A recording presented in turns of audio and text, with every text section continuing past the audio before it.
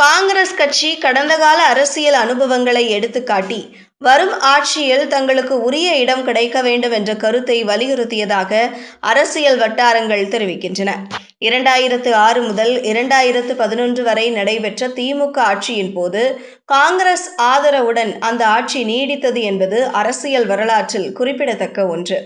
அப்போது வெளியில் இருந்து ஆதரவு வழங்கிய காங்கிரஸ் அமைச்சரவையில் இடம் கோரவில்லை. ஆனால் தற்போதைய அரசியல் சூழலில் அதே நிலை தொடருமா என்பது பெரிய கேள்வியாக உள்ளது.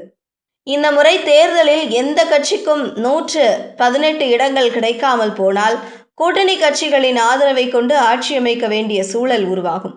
ஒருவேளை அப்படி நடந்தால் தேர்தலுக்கு முன்பே ஆட்சி அதிகாரத்தில் பங்கு என பேசிய கட்சிகள் தேர்தலுக்கு பிறகு அமைச்சரவையில் இடம் கேட்பது தவிர்க்க முடியாத ஒன்றாக மாறும் என்று அரசியல் ஆய்வாளர்கள் கூறுகின்றனர்.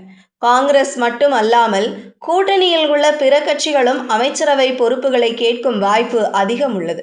குறிப்பாக விடுதலை சிறுத்தைகள், இடதுசாரிகள், மதிமுக போன்ற கட்சிகளும் தாங்கள் வெல்லும் தொகுதிகளுக்கு ஏற்ப அதிகாரத்தில் பங்கு கோரலாம் என்று கூறப்படுகிறது. இப்படி பல